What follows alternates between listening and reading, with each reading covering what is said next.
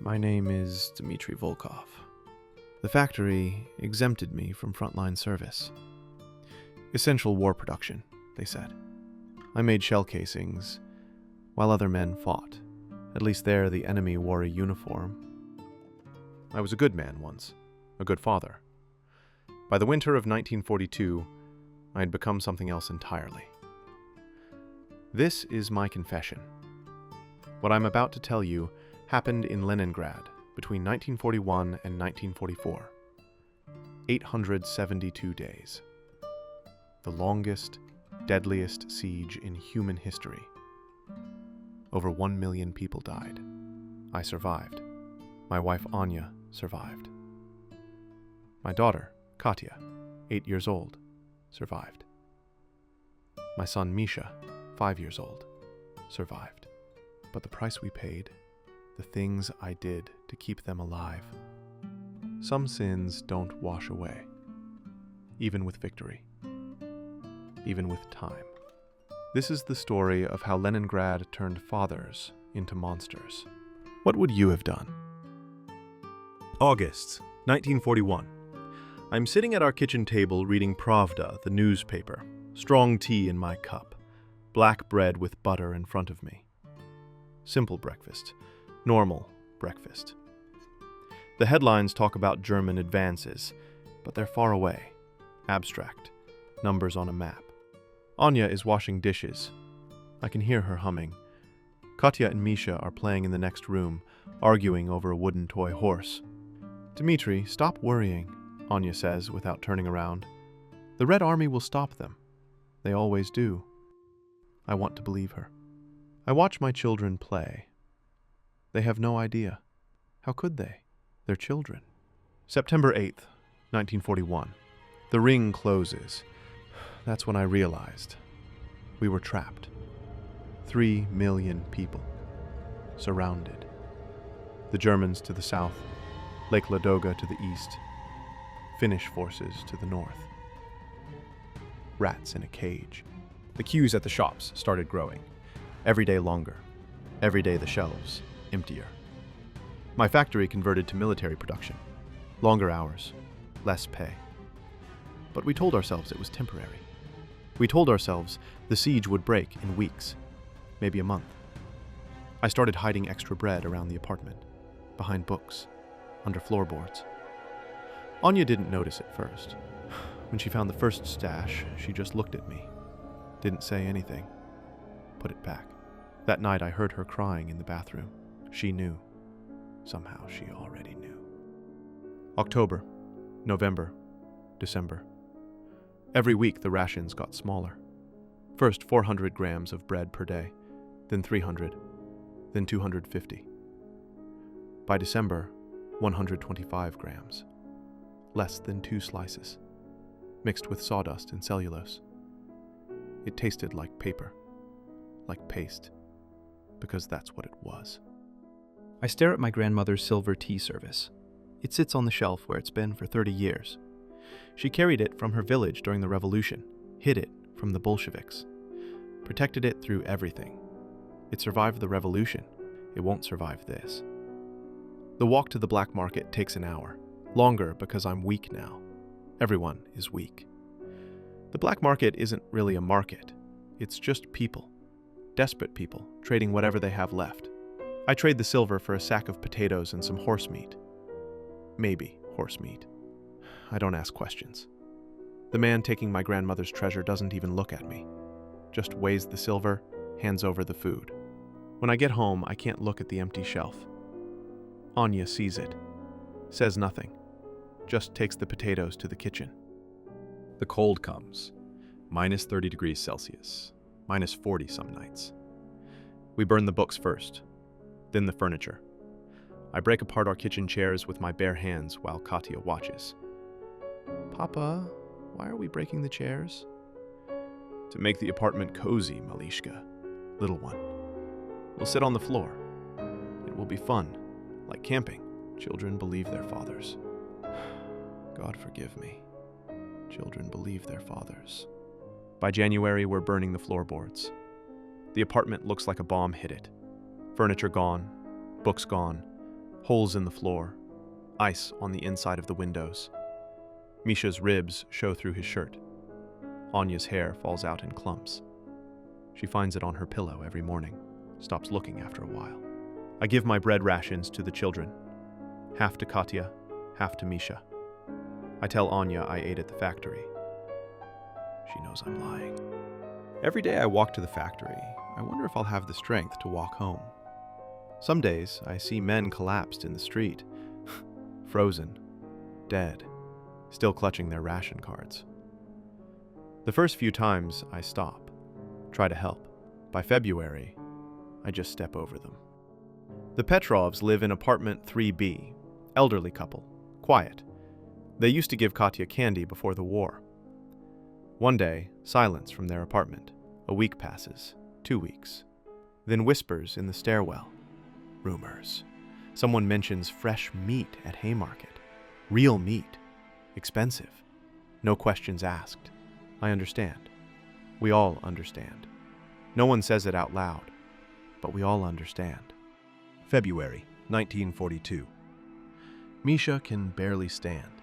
His eyes look too big for his face. Hollow, like a skull. Katya stopped asking for food.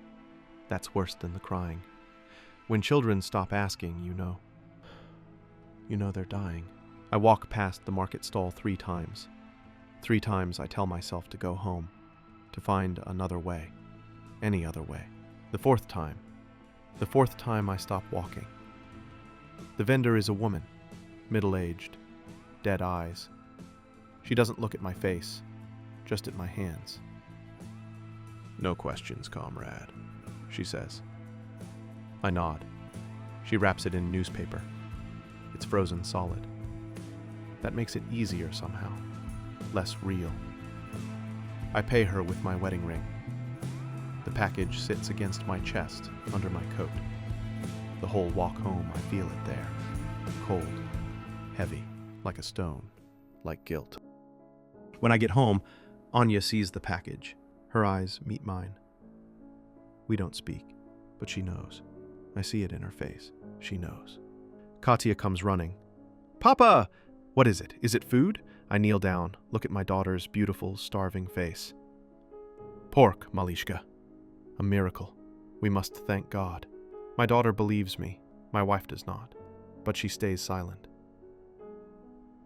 Anya prepares it while the children sleep. I stand guard at the door, at the window. Every footstep in the hallway, I think it's the NKVD. Secret police. Coming for us. Every creak of the building is judgment. The smell. God, the smell. It smells better than anything we've had in months. And that makes it so much worse. We stuff rags under the door. Tape newspaper over the cracks. We can't let the smell escape. In Leningrad, the smell of cooking meat is dangerous. It means you have something others don't. It means you become a target. Anya cooks it in tiny portions. We feed it to the children, bit by bit, over 3 days. Tell them we're rationing, making it last. Misha smiles. First time in weeks. It's good, Papa. It's so good. I can't eat. I try, but I can't. When no one is looking, I vomit in the corner. Quietly. So quietly. That package keeps us alive another month. 1 month. That's what my soul costs. 1 month. Spring comes. You'd think that would be better. It's worse. The bodies thaw.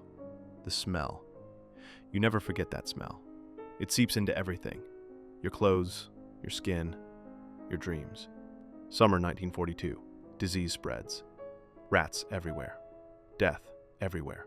We keep the children inside. Always inside now. Katya asks, Papa, when can we go outside? When can I see my friends? Not yet, Dorogaya, my dear. Bad men outside. Not safe. That's not a lie. There are bad men outside. Hunters. Predators. People so hungry they've become something else. I walk to the factory every day, past bodies in the street. At first it's horror, then shock, then numbness. By March, I don't even see them as people anymore, just shapes, obstacles to step around. Anya grips my hand one night. We're lying in the dark, no heat, no light, just darkness and cold. "Dmitri," she whispers, "no matter what happens, no matter how hungry we are, we will not do that again. Do you understand? We survive as humans or we don't survive at all. I promise her. I mean it." January 1943. Rumors spread. A supply route across Lake Ladoga. The ice is thick enough for trucks. At night, I stand at the window and watch. Headlights crawling across the frozen lake like stars falling sideways. The road of life, they call it. I watch a truck break through the ice. Just disappears, swallowed. Men drowning in frozen water bringing us bread. And still they come. Night after night, they keep coming. February 1943. The rations increase. Slightly. We get real bread, no sawdust, just bread. Katya cries while eating it. "Papa, it tastes like before." Before. That word. So heavy. Misha asks, "Is the war over, Papa?" "Not yet, Sin, my son. But we will live to see it end. I believe it now.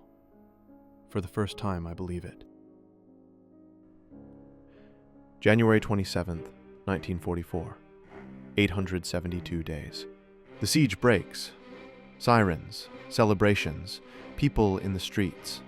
But we're too weak. Too broken. We can't cheer properly. We just stand there, some crying, some silent. I hold my family. Anya, Katya, Misha. We survived. Over 1 million people didn't. Why us? Why were we worthy? I have no answer. May 1945. Victory Day. The war is over. Germany is defeated. Europe is liberated.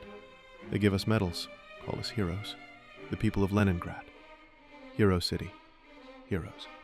Heroes don't make the choices I made. Heroes don't feed their children that. But would a hero let his children starve? I don't know. I still don't know. My family recovered. Slowly. Anya's hair grew back. Misha gained weight. Katya smiled again. But something in us died in that apartment during that winter. Something that never came back. Misha doesn't remember much. He was too young. That's a mercy. Katya remembers everything. That's a curse. Sometimes I catch her looking at me. Just looking. And I wonder, does she know? Does she suspect? Anya and I never speak of that night. That package. It sits between us, invisible. Heavy, always there. Some silences are louder than screams. If you're wondering why the Red Army didn't save us, that's the question we've been asking for the past 3 years. They told us help was coming, that every cannon blast we heard in the distance was our salvation getting closer. But the truth? We were alone. The Germans surrounded us from the west, the Finns from the north, and the only road left was a frozen lake that could break beneath your feet. The soldiers outside the city were dying too. Most had no food, no winter coats, no command left to follow. Stalin had ordered them to hold Moscow at any cost, and we were not Moscow. Some said he kept Leningrad alive not to save it, but to prove that the revolution's birthplace could endure anything. We became a symbol, a message written in blood and hunger. Maybe that's what saved us in the end. Maybe it's what damned us too. The worst thing about Leningrad wasn't the cold, or the hunger, or the death. It was discovering that when you take everything from a man, his warmth, his food, his hope, you don't find what he's made of. You find what he's willing to become. The siege ended, but the hole inside me never will. My name is Dmitry Volkov. I survived the siege of Leningrad. And I truly hope it never happens again here or anywhere else in the world. That's the end of this video. Would you like to see more of it? I hope so. Let me know in the comments.